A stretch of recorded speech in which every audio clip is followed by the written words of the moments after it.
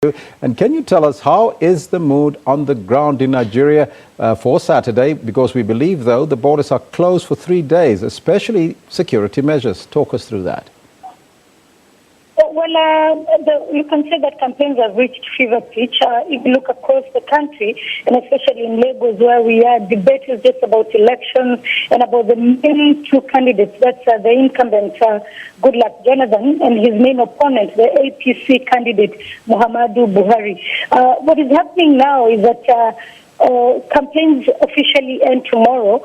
Yesterday, the president, through the Interior Security Ministry, announced that the borders, the land and sea borders, will be closed beginning yesterday midnight to Saturday midnight, and he says that is for security reasons.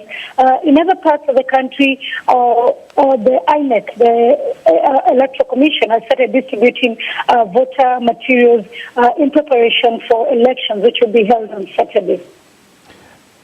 Have the observers arrived in the country already? Well, observers are in the country. We understand observers from the East African region, from ECOWAS, from the European Union, and also from the SABC region are here.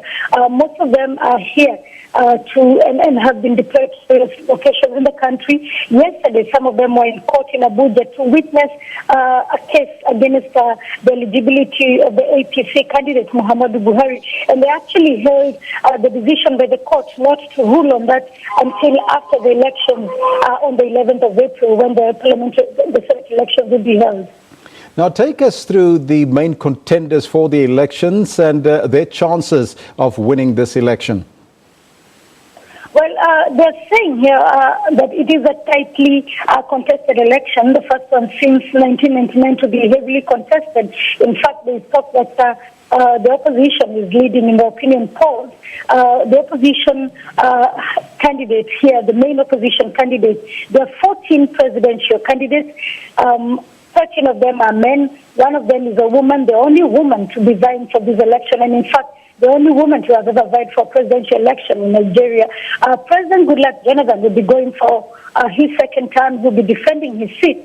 The APC candidate, Muhammadu Buhari, will be making his fourth attempt at the ballot. He's been a military president before, but this time will be vying for the fourth time as a civilian. It's interesting to see how that goes. A lot of people saying before the election was postponed, he was leading, but now it seems like Goodluck Jonathan has overtaken him.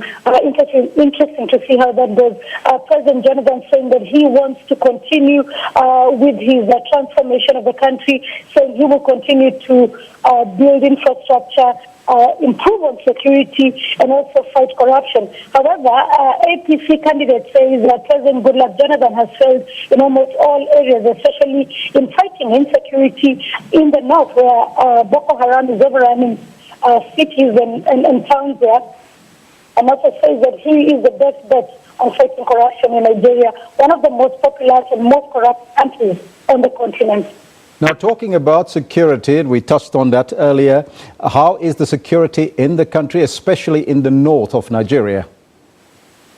Well, we understand that the president yesterday said that they would take one of the main towns that is still under the hands of Boko Haram. They have managed to take at least, with the help of African troops, to take at least 17 out of the 20 towns that were in the hands of Boko Haram. They're promising that by the end of this week they will be able to take one other town. But a lot of people saying help has been too little coming. We just had reports saying that at least 500 children were kidnapped in one of the towns. The military is saying that is not true. In other parts of the country, you find that there's a lot of military presence, a lot of police presence has been deployed to ensure that the security ahead of the election. What does the Independent Electoral Commission says in Nigeria? Are they ready for this election? Because it is a big one. Yes, they said they are ready. They said there are 68 million registered voters, and they said that 82% of them have collected their cards. They also said that for the first time they will be using technology. They'll be using biometric card readers, which they say will be able to carbon fraud in this election. Now, it's going to be the first time that the electronic system is going to be used. Are they confident that it will work and that there will be no fraud in this particular election?